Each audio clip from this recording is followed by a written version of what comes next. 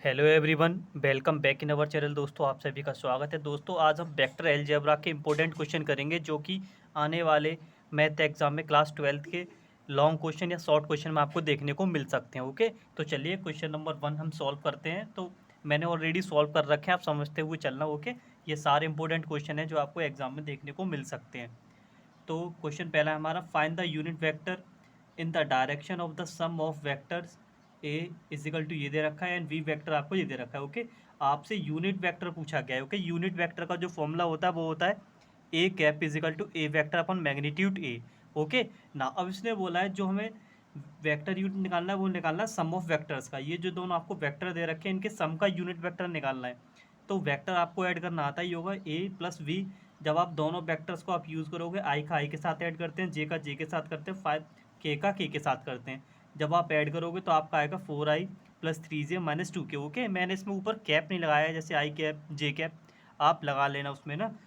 हमने ऐड कर लिया ये। ओके, अब हमें इसका मैग्नीट्यूड निकालना है। मैग्नीट्यूड कैसे निकालते हैं? अंडर लिखते हैं, जो भी आई जे के जो कॉफिशिएंट रहते हैं उनका स्क्वायर करके लिखते हैं। 4 का स्क्वायर 16, 3 का स्क्वायर 9 प्लस 2 का स्क्वायर 4। ओके, ये हमारा अंडर रूट 29 आ गया है। ओके, अब हमें यूनिट वेक्टर निकालना। यूनिट वेक्टर का जो फॉर्मूला होता है अभी मैंने बताया था, ए वेक्टर अपॉन मैग्नीट्यूड वेक्टर। हमारा जो यहाँ पे वेक्टर जो रहेंगे उनका सम रहेगा ऊपर। ओके, दोनों के सम का ही तो हमें यूनिट वेक्टर बताना है।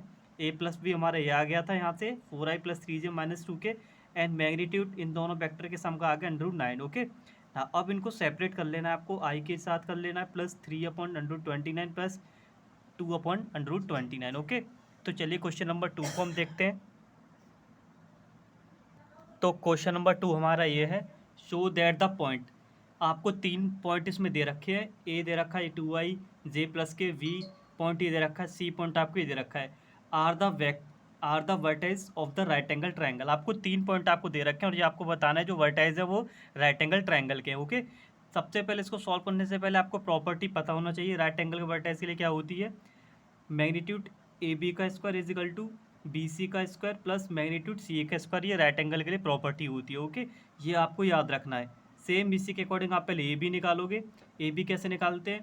टर्मिनल माइनस इनिशियल वाला होता है ना, तो वी ए बी निकालोगे तो वी माइनस ए करोगे, बी वाला पॉइंट पहले आएगा। वी वाला मैंने यहाँ पे लिख लिया है। ओके, आई का आई से होता है, जे का जे से होता है, के का के से होता है। जब आप इसको सॉल्व करोगे तो आपका आएगा -i2j प्लस 6k। ऐसी सिमिलर आपको बी सी निकालना है। तो बी सी में पहले सी वाला लिखोगे फिर बी वाला आता है। ओके, जब इन दोनों को सॉल्व करोगे आपका आएगा 2i माइनस जे प्लस के। ओके, एंड सिमिलर आप सी ए भी निकालोगे। सी ए में पहले आप ए लिखोगे फिर सी वाले पॉइंट लिखोगे। ओके, आपके ए बी बी सी और सी ए आ गए। और ये आपको प्रॉपर्टी याद रखनी है राइट एंगल ट्रायंगल के लिए। तो ए बी मोड हमारा आ गया। इसका जब आप मैग्नीट्यूड निकालोगे, 1 का स्क्वायर 1, 2 का स्क्वायर 4, 6 का स्क्वायर 36, जब आप ऐड करोगे तो अंडर रूट 41 आएगा।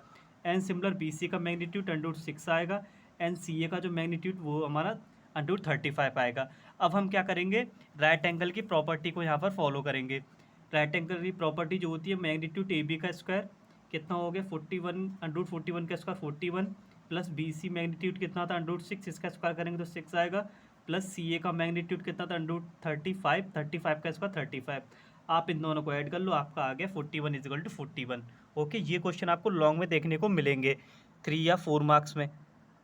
तो उसी सीरीज में हमारा क्वेश्चन नंबर 3 आपको दिखाई रहा होगा। ये इसमें बोला गया है, so that the point a b c, 3 point आपको दे रखे होंगे, ये आपको कोलिनियर प्रूफ करना है। ओके, कोलिनियर की जो कंडीशन होती है वो आप याद रखना। कोलिनियर कंडीशन क्या होता है? Magnitude a c equal to magnitude a b plus magnitude b c. Okay, जो आपको पॉइंट दे रखे हैं आप वहाँ से ए सी का वैल्यू निकालो, ए सी ए बी और बी सी का। ओके, ए बी कैसे निकालते हैं? पहले वी में से ए को माइनस करोगे आप, तो आपका 3i माइनस जे के 2 के आएगा। एंड सिमिलर आप बी सी निकालोगे तो C minus V. Okay, and C A निकालोगे तो A minus C. Okay, terminal minus initial points होते हैं। आप फिर इनका सेपरेट आप इनका मैग्नीट्यूड आप निकाल लेना। 3 का स्क्वायर 9 होता है, 1 का स्क्वायर 1 होता है, 2 का स्क्वायर 4 होता है। जब आप ऐड करोगे तो अंडर रूट 14 आएगा। एंड बी सी का जो मैग्नीट्यूड आएगा वो आपका 2 अंडर रूट 14 आएगा। एंड सी ए का जो मैग्नीट्यूड होगा, सी ए मतलब ए सी का जो मैग्नीट्यूड होगा 3 अंडर रूट 14 होगा। अब इस प्रॉपर्टी को ये फॉलो कर रहा है, जो मैग्नीट्यूड ऑफ ए सी है वो आपका 3 अंडर रूट 14 है। इन दोनों सम के इक्वल आ जाएगा। मतलब आपको ऐसे याद रखना, hypotenuse is equal to perpendicular और बेस। उन दोनों के इक्वल आ जाए, तो आपके वो पॉइंट आपके कोलिनियर होते हैं। तो चलिए क्वेश्चन नंबर 4 को करते हैं। तो क्वेश्चन नंबर 4 आपका ये है, if a b c are unit vector, a b c से यूनिट वेक्टर बोले हैं तो आपको दे रखा है such that A plus V vector plus C vector is equal to 0 है। तो आपको वैल्यू बताना है A vector dot V vector plus V vector dot C vector plus C vector dot A vector. Okay, अब आपको याद रखना है, अगर बोल देता है क्वेश्चन में a b c unit vector है तो इसका मतलब क्या होता है, इनका जो मैग्नीट्यूड होगा ना, तीनों का जो मैग्नीट्यूड होगा वो 1 होता है। ओके, अब हमने यहाँ गिवन पार्ट हमने यहाँ लिख लिया है। अब आपको जो 9th में प्रॉपर्टी थी ए प्लस बी प्लस सी का होल स्क्वायर आपको पता ही होगा, वही आपको यहाँ फॉलो करना है। अब देखो वेक्टर का स्क्वायर जो लिखते हैं उसे लिखते हैं मैग्नीट्यूड का A square plus B square plus C square plus 2ab plus 2bc plus 2c, ये वही हमने यहाँ पे ओपन कर लिया है। जब भी हम वेक्टर का स्क्वायर करते हैं तो मैग्नीट्यूड ए स्क्वायर करके लिखोगे, magnitude b square plus magnitude c square. Okay, unit vector बोला था इसीलिए इनके मैग्नीट्यूड की जो वैल्यू होती है वो 1 होती है, 1 प्लस 1 प्लस 1। ओके, अब मैंने इन तीनों पार्ट में से 2 कॉमन ले लिया है, 2 मैंने बाहर कॉमन ले लिया, यहाँ क्या रह गया a dot b plus b dot c plus c dot a equal to 0 हमारा चल रहा है।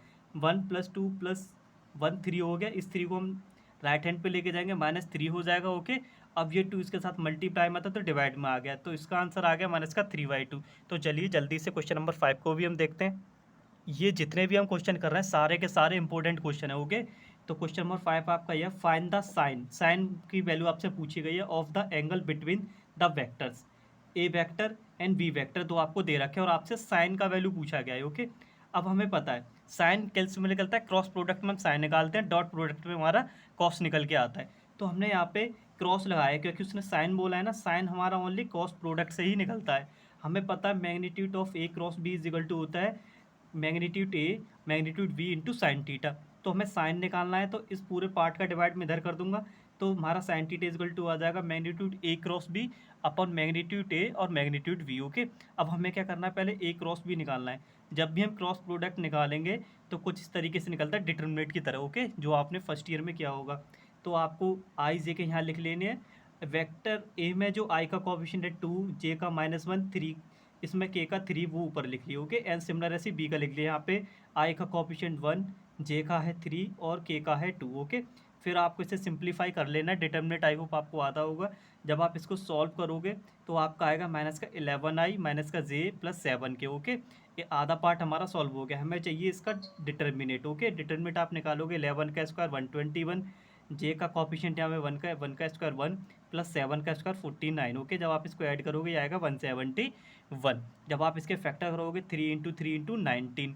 ओके, 3 का पेयर बन गया, 3 बाहर आ गया, √19 लिख लिया। अब हमारा ये आ गया मैग्नीट्यूड ए क्रॉस बी की वैल्यू आ गई 3 √19। अभी हमें क्या चाहिए, ए का मैग्नीट्यूड सेपरेट और वी का चाहिए। तो ए का मैग्नीट्यूड √14 यहाँ से, 2 का स्क्वायर 4, 3 का स्क्वायर 9 और 4 13, 1 का स्क्वायर 14। ओके, 14 आ गया। अब मैग्नीट्यूड ऑफ वी भी हमारा √14 आएगा। अब इन दोनों का वैल्यू आपको यहाँ रख देना है, मैंने यहाँ वैल्यू पुट कर दी है। 3 √19 √14 इंटू √14 √14 हो गया। ओके, तो चलिए क्वेश्चन नंबर 6 की तरफ चलते हैं। इस वीडियो में हम 10 से 11 क्वेश्चन करेंगे बस ओनली। ओके, ये सारे के सारे क्वेश्चन लॉन्ग क्वेश्चन में करा रहा हूँ, शॉर्ट क्वेश्चन का वीडियो भी मैं डाल दूंगा। ओके, तो क्वेश्चन नंबर 6 आपका है, find the area of triangle with the vertex of A B और सी। 3 वर्टेज आपको दे रखे, एरिया ऑफ ट्राइंगल पूछा गया, ये इंपॉर्टेंट क्वेश्चन है। ओके, पॉइंट जब वर्टेज दे रखे होते हैं तो इनको हम ओ ए मानते हैं। अब देखो इसको पहले हमें वेक्टर में चेंज करना है, आई 1 है तो आई लिखना है, यहाँ भी 1 है, सेकंड वाला जे होता है, जे आ गया, थर्ड वाला के होता है, 2 के हमने लिख लिया। एंड सिमिलरली सेकंड वाले पॉइंट को 2i 3j और 4k, 2i 3j और 4k। एंड सी को उसी मानना है, i 5j 5k मैंने यहाँ लिख लिया है। ओके, अब एरिया ऑफ जो ट्राइंगल होता है वो क्या होता है हमारा, area of triangle is equal to 1/2 magnitude a v cross a c. Okay, यहाँ पे क्रॉस प्रोडक्ट निकलता है एरिया ऑफ ट्राइंगल में, तो हमें चाहिए ए बी। ए बी कैसे निकालते हैं, terminal point minus final point. Okay, o b हमारा पहले इन दोनों को आपको माइनस करके निकालना है, तो माइनस करोगे तो आपको आएगा आई 2j + 2k। Okay, and similar अभी हमें क्या चाहिए, ए सी चाहिए। ए सी कैसे निकलेगा, ओ सी माइनस ओ ए। ओके, ओ सी माइनस ओ ए करके निकालोगे तो आपका आएगा 4j + 3k। अब देखो हमें फॉर्मूले में चाहिए क्रॉस प्रोडक्ट। क्रॉस प्रोडक्ट अब इससे पहले क्वेश्चन में किया था, आई जे के ऊपर को लिख लेना है, ए बी के आई का कॉफिशिएंट 1 है, जे का 2 है, के का भी 2 है। एंड सिमिलर यहाँ पे आई है नहीं तो वो 0 हो गया, जे का 4 है, के का 3 है।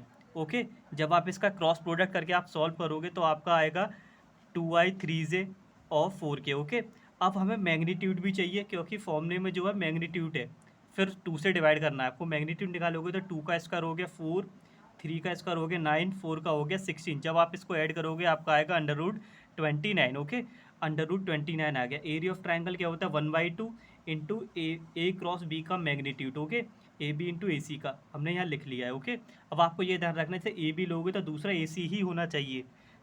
ओके, तो चलिए क्वेश्चन नंबर 7 को करते हैं।